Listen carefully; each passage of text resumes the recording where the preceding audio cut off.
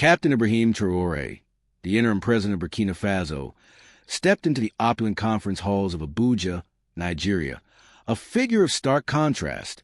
In his early 30s, he possessed the lean, watchful intensity of a soldier, a world away from the seasoned, often floored, rhetoric of career politicians who dominated the ECOWAS summit. He carried not just the hopes of Burkina Faso, a nation battling brutal insurgency and economic hardship, but also a nascent vision for a Sahel region charting its own course, free from the shadows of external dictation. His daily life was a crucible of immense pressure, navigating internal crises while parrying complex regional and international power plays. His paramount concern was his nation's sovereignty and the dignity of its people. His immediate stake at this summit: to stave off the threat of renewed sanctions and to explore avenues for genuine, respectful regional cooperation. The very air in Abuja was thick with tension. ECOWAS, a body ostensibly created to foster West African unity, felt more like a gladiatorial arena, fraught with whispered intrigues, entrenched allegiances, and the palpable weight of neo-colonial pressures. Rumors circulated like wildfire. Nigeria, under its formidable president Bola Tinubu, was maneuvering to reimpose crippling sanctions on Burkina Faso, Mali, and Niger, a punitive measure against their recent political transitions and perceived defiance. The storm broke during President Tinubu's opening address. A towering figure accustomed to commanding any stage, Tinubu deviated sharply from his prepared remarks. His gaze, heavy with condescension, settled on the young Burkinabe leader. "We have some young men playing at leadership in our region." Tinubu's voice boomed across the silent hall, each word a carefully aimed dart. "Perhaps this boy with a gun," he continued, the insult delivered with deliberate slowness, "should learn to listen before he attempts to speak on matters of consequence." A collective intake of breath was audible. Cameras flashed, capturing Traoré's reaction, or rather, his profound lack of one. He met Tinubu's dismissive stare with an unreadable, unwavering calm. His posture remained erect, his dignity an invisible shield. He offered no retort, no flicker of anger. The insult, raw and public, hung unanswered in the air, more damning to its deliverer than its target. Later that day, during a session on regional security cooperation, Traoré was finally at the podium, outlining Burkina Faso's perspective. He had barely begun when Tinubu's voice cut through proceedings again. "Excuse me, Captain," Tinubu interjected, a dismissive wave of his hand brushing aside Traoré's right to speak. "Let the adults handle the serious discussion, shall we?" Once more, Traoré absorbed the public slight. He paused, his gaze sweeping briefly across the astonished faces of the other delegates. Then, with a quiet dignity that resonated more powerfully than any angry protestation, he simply inclined his head and sat down, ceding the floor. His silence was a masterclass in restraint, starkly illuminating Tinubu's arrogance and lack of diplomatic decorum. Whispers rippled through the delegations. Journalists scribbled furiously, the narrative of the summit already shifting. The battle lines were being drawn, not by armies or edicts, but by the profound contrast between dignified composure and disdainful power. That night, Ibrahim Traoré did not retreat to lick his wounds. He acted, under the cover of diplomatic discretion. He initiated a series of quiet, late-night meetings with the leaders of Mali and Guinea, fellow nations feeling the suffocating pressure of the old guard. The seeds of a silent counterstrike were being sown. Captain Traoré's calm resilience under public fire began to subtly alter the summit's dynamics. His stoicism was not weakness, but a quiet strength that intrigued many and unsettled others. He became a focal point of observation, a strategic thinker turning calculated insults into opportunities for discreet diplomacy with those nations that also felt marginalized by the established ECOWAS hierarchy. His internal resolve, forged in the crucible of military leadership and his nation's struggles, only hardened. President Tinubu, conversely, seemed to double down on his domineering approach. His attempts to control the summit's agenda and isolate the recalcitrant Sahelian states became more overt. Nigeria formally tabled a motion to review and potentially reinstate comprehensive sanctions against Burkina Faso, Mali, and Niger, citing concerns over democratic backsliding and regional instability. Ironies not lost on those witnessing Tinubu's own heavy-handed tactics. The pressure on Traoré and his nascent allies intensified, the threat of economic strangulation looming large. But in those clandestine late-night discussions, fueled by shared grievances and a common vision for a more autonomous future, Traoré was meticulously sketching the architecture of a bold new paradigm.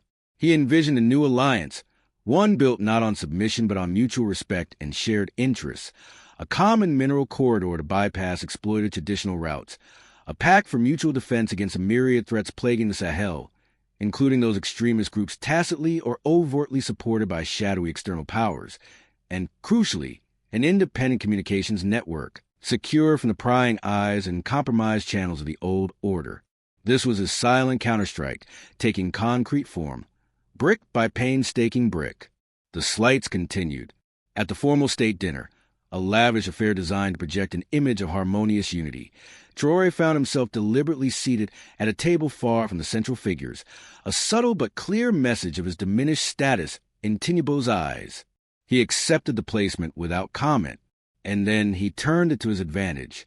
Freed from the stifling protocols of the head tables, he engaged in deep, substantive conversations with the representatives from South Sudan and Guinea-Bissau, nations geographically distant from the Sahel, but sharing a similar thirst for greater economic self-determination. They discussed potential avenues for energy trade, for agricultural cooperation, and, most significantly, for the development of alternative payment systems, independent of the pervasive influence of the CFA franc and its colonial-era baggage. Every dismissive gesture from Tinubu only seemed to fuel Traoré's quiet, strategic outreach. Supporting him, albeit discreetly at first, were the presidents of Mali and Guinea. They recognized in Traoré a kindred spirit, a leader untainted by the compromises of the past, and they were increasingly receptive to his audacious vision for a Sahel shaping its own destiny. Other African leaders, initially perhaps intimidated by Tinubu's regional dominance, watched Traoré's dignified composure with a mixture of surprise and growing admiration. Many began to see in him not a boy with a gun, but the articulate, principled voice of a new, assertive African leadership. The external conflict was clear. Traoré and his allies versus a Tinubu-led bloc within ECOWAS, a struggle for the soul and future of West Africa, a battle against the lingering shadows of neo-colonial control. Internally, Traoré bore the immense burden of maintaining his strategic focus and composure despite the relentless public humiliation and the crushing weight of responsibility for his nation's survival, and now, potentially, for the future of a new regional bloc. The following morning, as President Tinubu prepared to steamroll his sanctions motion through the ECOWAS plenary session, expecting little resistance, Captain Traoré made his move. He formally requested an emergency session, citing an urgent matter of Pan-African economic security and regional integration. The request, meticulously adhering to ECOWAS constitutional protocols, could not be easily denied without further alienating already sympathetic delegations. A palpable buzz of anticipation filled the hall.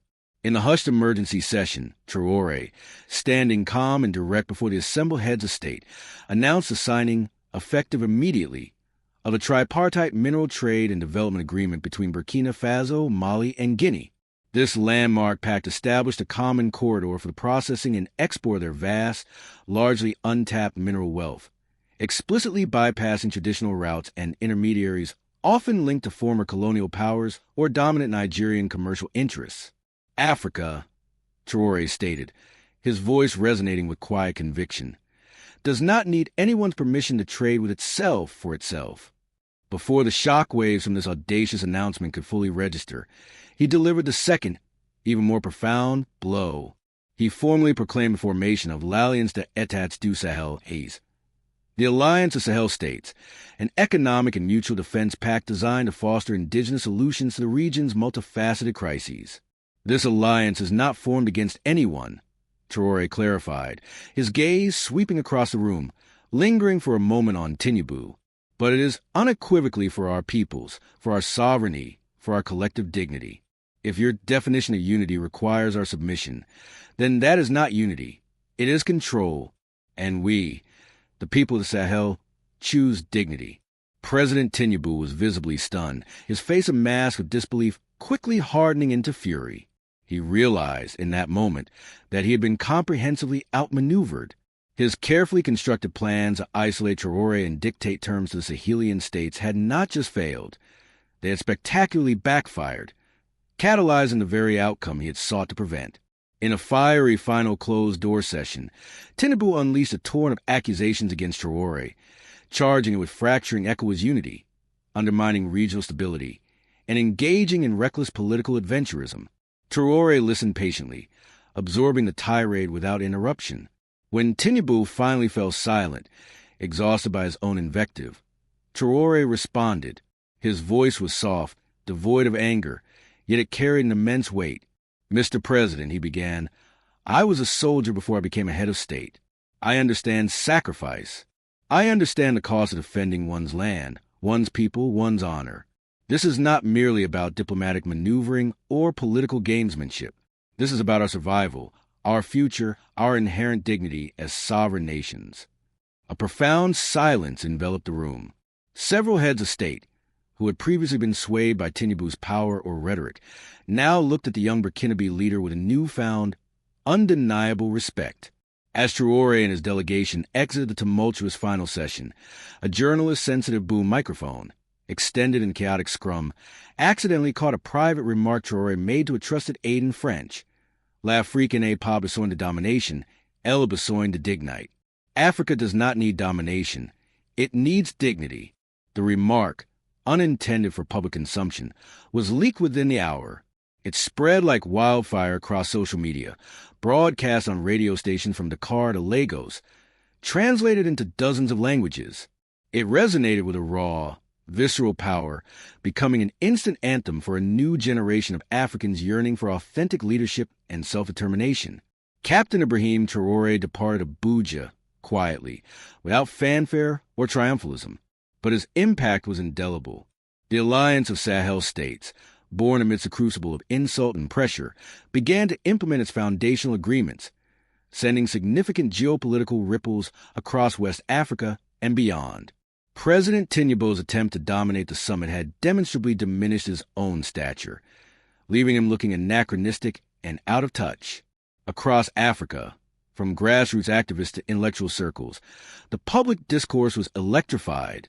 The events in Abuja, Traoré's dignified composure, his bold strategic initiatives, and his unintentionally viral quote became subjects of intense debate and widespread admiration. The question began to echo with increasing frequency and urgency. Was this the moment Africa was finally beginning to recognize and rally behind leaders who championed genuine sovereignty and unshakable dignity over submission to outdated, externally imposed power structures? The silent counterstrike in Abuja had done more than forge a new alliance. It had awakened a continent's slumbering spirit. President Traoré's dignified stand and strategic brilliance in Abuja have sparked a continent-wide conversation about the future of African leadership and sovereignty. Can quiet strength, unwavering dignity, and visionary action truly reshape international relations and forge a new path for a continent? What does authentic leadership look like to you in the 21st century? Share your thoughts and insights in the comments below, and subscribe for more compelling stories of pivotal moments in global leadership and the enduring quest for self-determination.